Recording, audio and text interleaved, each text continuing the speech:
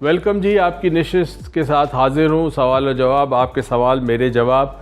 मेरा ज़ाविया अलग हो सकता है, आप चाहें तो कमेंट्स के अंदर जवाब लिख सकते हैं, सवाल लिख सकते हैं। सवाल लिखते वक्त याद रखें hashtag ask doctor Moiz, hashtag ask doctor Moiz, और उसके नीचे आप अपना सवाल लिखें। अगर ये जवाब आपको पसंद आते हैं तो प्लीज़ किसी को शेयर करें और अपनी राय भी ज़रूर दें। ज़रूरी नहीं कि आप मेरी राय से इत्तेफाक करें, मेरा अपना परसेप्शन है, मेरा अपना ज़ाविया है चीज़ों को देखने का, समझने का। तो इख्तलाफ राय तो बहुत अच्छी चीज़ है। डेफिनेटली कमेंट ज़रूर लिखा करें। उरूज बैठी है, उरूज से कहता हूँ वो सवालात की इब्तिदा करें, मैं आपको जवाब देने की पूरी कोशिश करूँगा। जी उरूज। अस्सलाम वालेकुम। वालेकुम अस्सलाम। Dreams or wishes become controversy or adamant. Example, जब इंसान की ख्वाहिशात ख्वाब ना पूरे होने पर वक्त के साथ वो एक जिद की तरह बन जाते हैं। If someone is dreaming to get visa but he or she don't have evidence, money, support, education, etc. But still for that dream or wish, he is not ready to work on the evidence, but all he wants to get the visa in a shortcut. Maybe marrying a rich supportive girl. That is the entire question.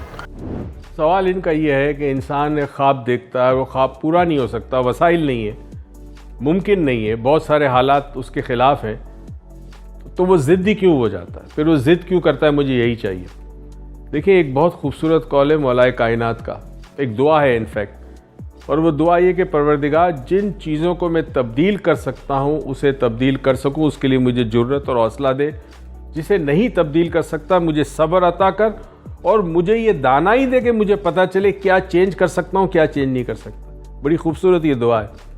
इसमें है क्या element ये है कि इंसान कुछ भी करे, एक वक्त आता है जब वो अपने आप को मजबूर पाता है, तब उसे एहसास होता है कि मुझसे बड़ी कोई कुव्वत है इस कायनात में जिसके प्लान्स और हैं। तो अगर तो आप उसी प्लान के साथ अमल करते हैं, उस प्लान के साथ चलते हैं, तो आपको पूरी कायनात सपोर्ट करती है। हमेशा ये याद रखें, कुछ साल पहले की बात है, मैं जर्मनी में था। Germany, Austria, Switzerland 4 dimension workshop हो रहा था। तो एक जर्मन मेरे पास आया वर्कशॉप का। उसने कहा मुझे आज एक बात समझ में आई डॉक्टर मोइज़ आपकी। मैंने कहा क्या? उसने कहा हम ये प्रोजेक्ट तो लगाते हैं, वर्कशॉप के अंदर जो टेक्निक होती है उसमें एक प्रोजेक्ट लगाते हैं कि मुझे ये चाहिए, ये मेरा गोल है, लेकिन साथ साथ आपने कहा था कि ये सोचें कि अगर ये मेरे लिए बेहतर है तो ये हो, वरना इससे बेहतर चीज़ हो। तो अब तो हम तो ईमान वाले हैं, हमें तो ये कहना चाहिए कि परवरदिगार मैं ये सिचुएशन चाहता हूँ, ये मेरा ख्वाब है, ये मेरा सपना है, ये मेरी डिज़ायर है, ये मैं चाहता हूँ, इसके लिए मैं कोशिश करता हूँ। अगर ये मेरे लिए बेहतर हो तो उसको फरमा दे, ना हो तो कोई और सिचुएशन दे दे, कोई और मुझे गोल दे दे। इससे क्या होता है कि बरियूस जमा हो जाते हैं उस नताइज से जो या तो ना मिलने की वजह से आपको होता है या मिलने की वजह से होता है। कई दफ़ा देखा ना कि शादी, लड़की से मोहब्बत हो गई, लड़के से मोहब्बत हो गई, बड़ी जुनूनी मोहब्बत थी, घर वालों से लड़े झगड़े। अभी रिसेंटली केस आया था मीडिया पे, जिस पे मैं भी टीवी पे आया था, मुझसे भी पूछा गया था। एक यंग कपल जो मोहब्बत की शादी थी, पूरी फैमिली से उन्होंने झगड़ा किया, शादी कर ली, और शादी के चंद माह के बाद लड़के ने अपनी बीवी को गोली मार दी। क्यों मार दी? घर में झगड़े होने लगे। अब ये मोहब्बत की शादी, इतनी शदीद मोहब्बत, उसके बाद जब आप रहना शुरू करते हैं एक छत के नीचे, तो जब प्रैक्टिकल लाइफ में आते हैं वहाँ पे फिर ज़िंदगी चेंज हो जाती है। दूसरों की जो अच्छाई नज़र आती थी शादी से पहले, वो ये अच्छाई अब कमज़ोरियाँ, बुराइयाँ नज़र आती है। तो मेरी गुजारिश ये आपकी है कि अगर तो कोई ज़िद आपकी है तो इस ज़िद को छोड़ दें, और दुआ ये करें कि जो मेरे लिए बेहतर हो वो अता कर दे। तो मुझे उम्मीद है कि जो भी आपको मिलेगा वो ज़िंदगी के अंदर आपको फ़ायदा ही देगा, चाहे वो वीज़ा हो, किसी पर्टिकुलर शख्स के साथ शादी हो, कहीं शिफ्ट होना हो, जो भी हो वो बेहतर होगा आपके लिए। ज़िद कभी ना करना, क्योंकि ज़िद जो है वो एक आदत थी शैतान की, उसने ज़िद की थी। इस सवाल का दूसरा हिस्सा था ये था कि लोग फिर काम नहीं करते अपनी ज़िद को पूरा करने के लिए। इंसान को करना होगा अमल, ये अमल की दुनिया है।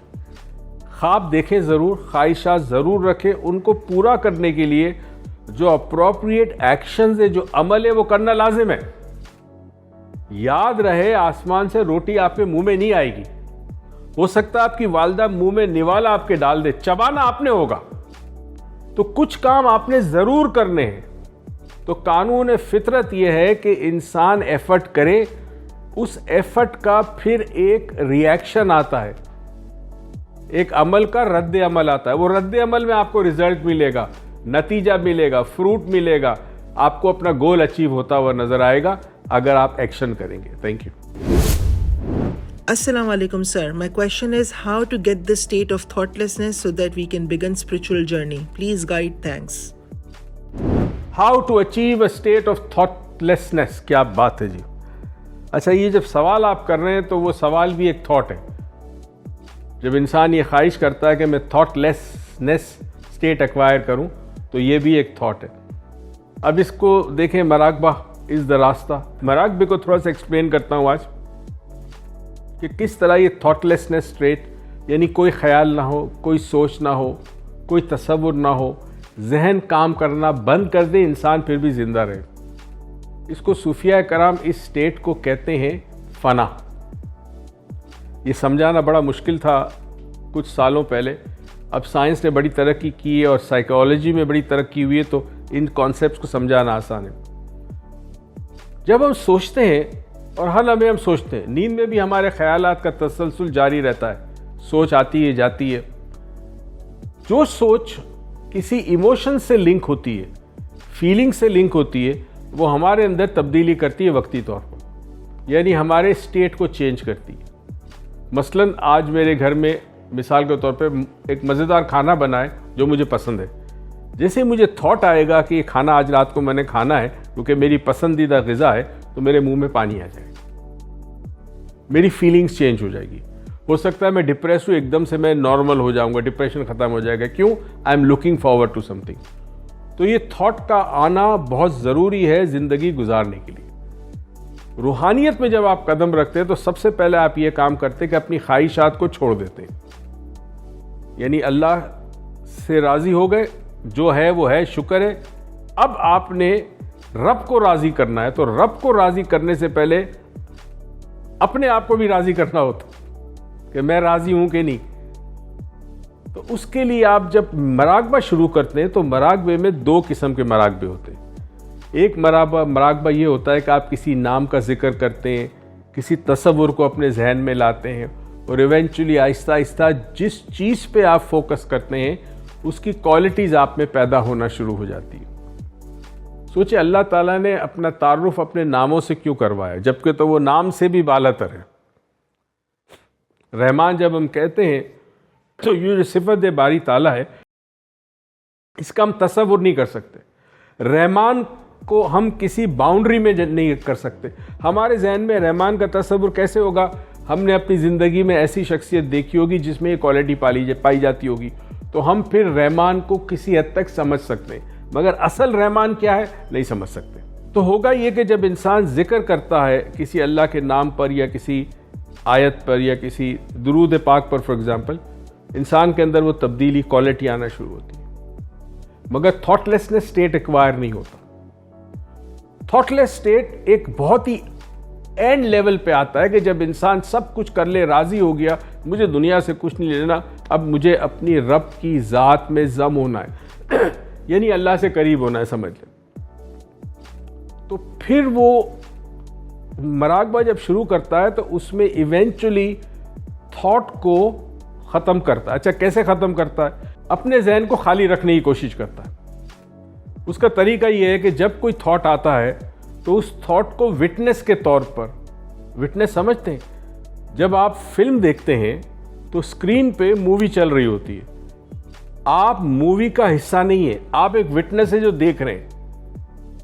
तो एज अ विटनेस वो देखना शुरू करता है अपने थॉट्स को। इसको कहते हैं वॉच योर थॉट।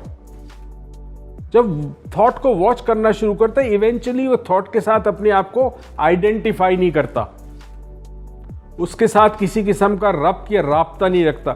वो कहता है ये थॉट है, ये तो आएगा, ये चला जाएगा। ये विटनेस लाइक एटीट्यूड के बाद एक वक्त आता है जब थॉट का आना कम हो जाता है और फिर इवेंचुअली एक वक्त आता है जब थॉट खत्म हो जाते हैं।